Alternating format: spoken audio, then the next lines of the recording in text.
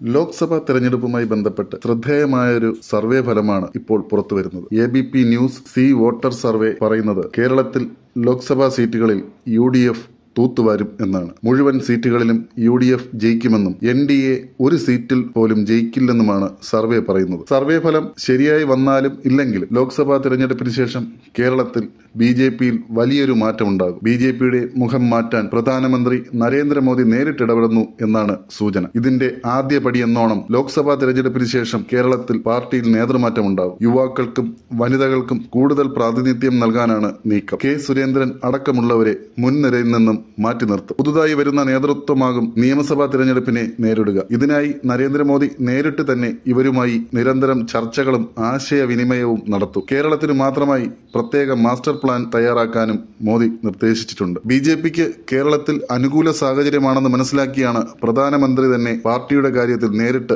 ഇടപെടുന്നത്. സംസ്ഥാന സർക്കാരിനെതിരെ നിരവധി സംഭവങ്ങൾ ഉണ്ടായിട്ടും അതൊന്നും കേരളത്തിലെ BJP നേതാക്കൾ ആയുധമാക്കിയില്ലെന്നാണ് ദേശീയ നേതൃത്വത്തിന്റെ വിലയിരുത്തൽ. മാത്രമല്ല സാധാരണക്കാരെ ബാധിക്കുന്ന നിരവധി പ്രശ്നങ്ങൾ ഉണ്ടായിട്ടും കാര്യമായ ഇടപെടലുകളൊന്നും പാർട്ടി നടത്തിയില്ലെന്നാണ് ഒരു വിഭാഗത്തിന്റെ ആരോപണം. ലോക്സഭാ തെരഞ്ഞെടുപ്പിൽ BJPക്ക് അനുകൂല സാഹചര്യമാണ് കേരളത്തിലുള്ളതെന്ന് പ്രത്യേക ചുമതലയുള്ള ദേശീയ നേതാവ് പ്രകാശ് ജാവദേക്കർ പ്രധാനമന്ത്രിയെ അറിയിച്ചിട്ടുണ്ട്. 2 സീറ്റിലെങ്കിലും BJPക്ക് വിജയം ഉറപ്പാണെന്നാണ് അദ്ദേഹം നൽകിയ റിപ്പോർട്ട്. എന്നാൽ സംസ്ഥാനത്ത് നിന്നും നൽകിയ സ്ഥാനാർത്ഥി പട്ടിക വളരെ ശുഷ്കമായി പോയി എന്ന പരാതിയും ഒരു വിഭാഗത്തിനുണ്ട്. നിലവിലെ നേതൃത്വത്തിനെ കൊണ്ട് മുന്നോട്ട് പോയാൽ പാർട്ടിക്ക് ദോഷമുണ്ടാകുമെന്നാണ് ഒരു വിഭാഗം ദേശീയ നേതൃത്വത്തെ അറിയിച്ചിരിക്കുന്നത്. V. മുരളീധരനുമായി ഏറെ അടുപ്പമുള്ള ആളാണ് BJP സംസ്ഥാന പ്രസിഡന്റ് K. സുരേന്ദ്രൻ. പല കാര്യങ്ങളിലും പാർട്ടിയിൽ ആലോചിക്കാതെ സുരേന്ദ്രനും മുരളീധരനും മാത്രം തീരുമാനമെടുക്കുന്നുവെന്ന പരാതി കുറച്ചു നാളായി ഉയരുന്നുണ്ട്. ലോക്സഭാ തിരഞ്ഞെടുപ്പിലേക്കുള്ള സ്ഥാനാർത്ഥികളെ കണ്ടെത്തിയതിലും ഒരു വിഭാഗം നേതാക്കൾക്ക് അതൃപ്തിയുണ്ട്. കുമ്മനം രാജശേഖരൻ,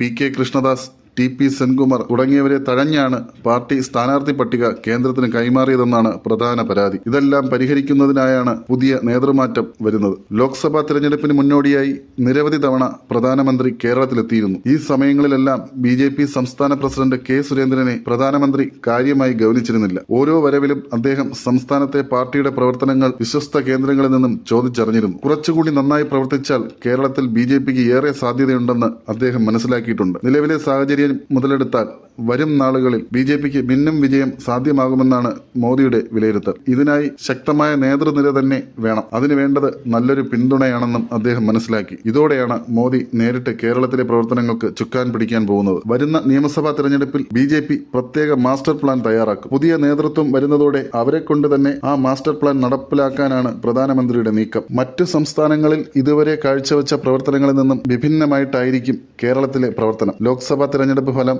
എന്താണെന്നത് പ്രശ്നമല്ലെന്നും നിയമസഭാ തിരഞ്ഞെടുപ്പ് ഉൾപ്പെടെയുള്ളവയിൽ കേരളത്തിൽ BJPയുടെ പ്രവർത്തനങ്ങളും തന്ത്രങ്ങളും മാറ്റണമെന്ന് പ്രകാശ് ജാവദേക്കറും ആവശ്യപ്പെട്ടിട്ടുണ്ട്. യുവാക്കളിൽ കൂടുതലും BJPയോട് അനുഭാവമുള്ളവരാണെന്നാണ് കേരളത്തിൽ നിന്നും കേന്ദ്ര നേതൃത്വത്തിന് ലഭിച്ച റിപ്പോർട്ട്. അവരെ പാർട്ടിയോട് കൂടുതൽ അടുപ്പിക്കുകയും വനിതകൾക്ക് പാർട്ടിയിൽ പ്രാതിനിധ്യം നൽകുന്നതിനുമുള്ള പ്രവർത്തനങ്ങളാണ് ആദ്യം നടത്തുക. ഒപ്പം സാധാരണക്കാരെ വിശ്വാസത്തിലെടുക്കുന്ന തരത്തിലുള്ള പ്രവർത്തനങ്ങളും നടത്തും. അതിനു പുറമെ മറ്റു രാഷ്ട്രീയ പാർട്ടികളിൽ അതൃപ്തരായി തുടരുന്നവരെ BJPയിലേക്ക് എത്തിക്കുന്നതിനുള്ള പ്രവർത്തനങ്ങളും ശക്തമാക്കും. അത്തരം ആൾക്കാർ BJPയിലേക്ക് വരുന്നത് കേരളത്തിലെ പാർട്ടിയുടെ ശക്തി ബലപ്പെടുമെന്നാണ് കേന്ദ്ര നേതൃത്വത്തിന്റെ വിലയിരുത്തൽ.